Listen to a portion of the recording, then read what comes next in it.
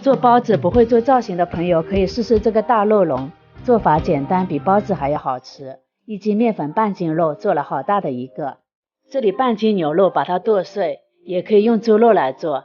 加入屏幕上的调料，搅拌均匀，再加入1把葱花和食用油，搅匀以后馅料就调好了。再来准备1斤面粉，这款安琪新出的高活性酵母，现在9.9有30包，1斤面粉只需要3克，特别好醒发。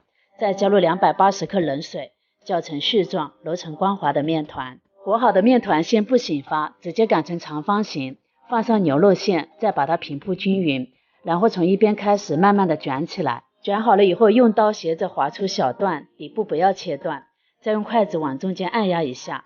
都做好了以后，把它整理一下，放到蒸屉里，醒发到2倍大。水开上锅，蒸15分钟，焖3分钟就可以出锅了。这样做的肉龙咸香入味，而且特别的松软。